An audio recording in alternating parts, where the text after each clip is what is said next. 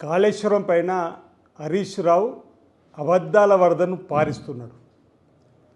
తన చదువుకున్నది పాలిటెక్నిక్ అయినా పెద్ద ఇంజనీర్ లాగా తన మామ ఆ రోజుల్లో ముఖ్యమంత్రిగా తన మెదడంతా రంగరించి నిర్మాణం చేసిన కాళేశ్వరం అని చెప్పినటువంటి సందర్భం, దానికి తోడైనటువంటి సందర్భం నేనని చెప్పుకునే క్రమంలో అంటే కాళేశ్వరం కూలేశ్వరం అయినాక కూడా సిగ్గుపడకుండా 1,00,000 కోట్ల రూపాయలతో నిర్మాణం చేసినటువంటి కాళేశ్వరం వల్ల తెలంగాణ రైతాంగానికి ఉపయోగం లేక కుంగిపోయి కూలిపోయి కుమిలిపోకుండా ఓవైపు కూలిపోయిందే మా నిర్మాణము, ఓవైపు కుంగిపోయిందని చెప్పి కుమిలిపోయి రాష్ట్ర రైతాంగానికి ప్రజలకు క్షమాపణ చెప్తారని చెప్పి భావించింది. ఇప్పటికీ మామ క్షమాపణ ఎప్పుడు అల్లుడైనా ఈరోజు అబద్ధాలను వరదలా పారించేటువంటి ప్రయత్నమే తప్ప అసలు జారుడు బండపైన ఉన్నది మీరు, ఫ్రస్ట్రేషన్ ఉన్నది మీరు.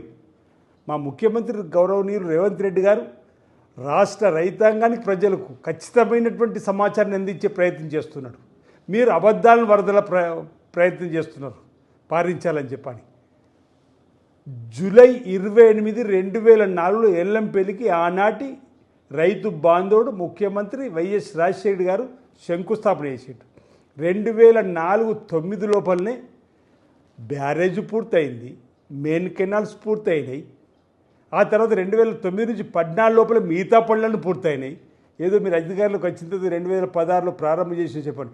ఎల్లంపల్లి రాళ్ళు తానే మోసినట్టు భుజాల మీద ఎల్లంపల్లి ప్రాజెక్టు మేము నిర్మాణం చేసినామని చెప్పేటువంటి ప్రయత్నం చేస్తున్నారు.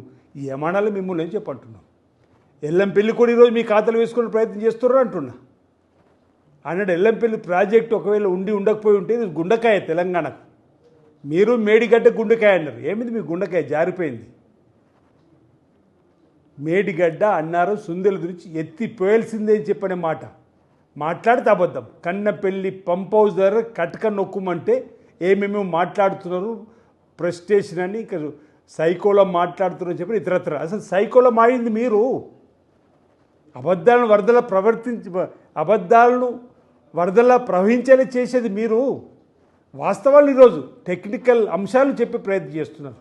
ఈరోజు కన్నెపల్లి పంప్ హౌస్ దగ్గర మీటా నొక్కాలంటే మేడిగడ్డ దగ్గర, అన్నారం దగ్గర, సుందిల దగ్గర, కన్నెపల్లి దగ్గర మీటర్ నొక్కితే ఆ తర్వాత నీళ్లను మీరు ఎల్లంపల్లి దగ్గర తీసుకొచ్చి రమ్మంటున్నారు. ఈరోజు ఉన్నటువంటి గోదావరి నుంచి మీటర్ నొక్కితే నీళ్లు పైకి రావే, వాటిని ఆపాలంటే బ్యారేజ్ కూలిపోతుందని చెప్పిన ప్రమాదం ఉందని చెప్పని ఎన్డీఎస్ఏ చెప్తుందని చెప్పినా ఈరోజు అతి తెలుగుతో మీరు మాట్లాడే మాటలు. ఎన్డీఎస్ఏ 2023 మీ బీఆర్ఎస్ ప్రభుత్వం హయాంలోనే ఈ బ్యారేజీలలో నీటిని నిల్వ ఉంచకండి అని సూచన చేసింది. అది తప్ప అని అడుగుతా ఉన్నా. అలాంటప్పుడు ఈ గోదావరి నుంచి వరదలా పోతున్న నీరు మీటర్ నొక్కితే ఎట్లా ఎల్లపిల్లి వచ్చి నీళ్లు పడతాయి? ఈ శుద్ధ అబద్ధం అని చెప్పి మీకు తెలిసినప్పటికీ కూడా మీరు చెప్పినట్టుగా కన్నపల్లి పంప్ హౌస్ దగ్గర కటక నొక్కి నీటిని ఆన్ చేయాలంటే మేడిగడ్డ దగ్గర, ఆ తర్వాత అన్నారం దగ్గర, ఆ తర్వాత సుందిల దగ్గర, ఈ 3 బీఆర్ఏలలో ఒక దగ్గర 10 మీటర్ల నీటి సామర్థ్యాన్ని పెంచాలి, ఒక దగ్గర 8 మీటర్ల నీటి సామర్థ్యాన్ని పెంచాలి, ఒక దగ్గర 5 మీటర్ల నీటి సామర్థ్యాన్ని పెంచాలి, ఆపాలి. ఆ లోపల బ్యారేజీలు తెగి కింద ఊళ్ళో కూళ్ళు కొట్టుకపోతాయని చెప్పి ఎన్డీఎస్ఏ సూచన చేస్తుంటే ఊళ్ళు కొట్టుకపోయినా సరే అని చెప్పని మీరు రాజకీయం చేసే ప్రయత్నం చేస్తున్నారని అడుగుతా ఉన్నా. అరే నీటి నిల్వ సామర్థ్యాన్ని పెంచకుండా ఎలా ఆ బ్యారేజ్ నుంచి ఎల్లంపల్లికి నీళ్ళు తీసుకురావాలను ఈ కిట్ కూడా చెప్పే ప్రయత్నం చేయి హరీష్ రావు అంటున్నా. ఆ మాట అంటే మాకు అవకాశం ఇవ్వ 3 నెలలు సాగునీటి రంగం అని. దానికి మీ కవిత సమాధానం చెప్పిందని ముందు సమాధానం చెప్పు.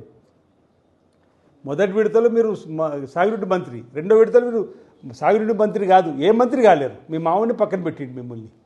ఈ విధంగా కాళేశ్వరం పైన పచ్చి అబద్ధాలను వరదలా ప్రవహించేలా చేసేటువంటి మాటలు మానుకో. అసలు ఫ్రస్ట్రేషన్లో ఉన్నది మీరు, జారుడు బండపైన నిలబడ్డది మీరు, రాజకీయాల్లో జారిపోయిన వాళ్ళు మీరు. మాలో ఫ్రస్ట్రేషన్ లేదు, జారుడు బండపైన మా ముఖ్యమంత్రి ఎంతకన్నా లేదు.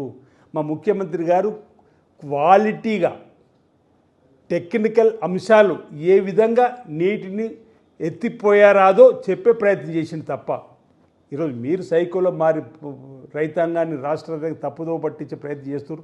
మీరు ఫ్రస్ట్రేషన్లు ఉండే ప్రయత్నాలు తప్ప మరొకటి కాదు. రాష్ట్ర ప్రజలు విజ్ఞులు. తప్పనిసరిగా బ్యారేజీలు మరమ్మతు చేసిన తదుపరి ఎత్తిపోసే కార్యక్రమం ఉంటుందని మాట చెప్పడం జరిగింది. ఇప్పుడున్న పరిస్థితులలో ఈ రాష్ట్ర రైతాంగానికి తగిన సూచనలు సలహాలు ఇచ్చి రాష్ట్రాన్ని అగ్రగామి రాష్ట్రంగా తీసుకుపోయే బాధ్యత గౌరవ ముఖ్యమంత్రి రేవంత్ రెడ్డి గారి నాయకత్వంలో జరుగుతుందని చెప్పి సందర్భంగా తెలియసు తప్పుడు ప్రచారాలు మానుకోవాల్సిందని కోరుతా ఉన్నాను.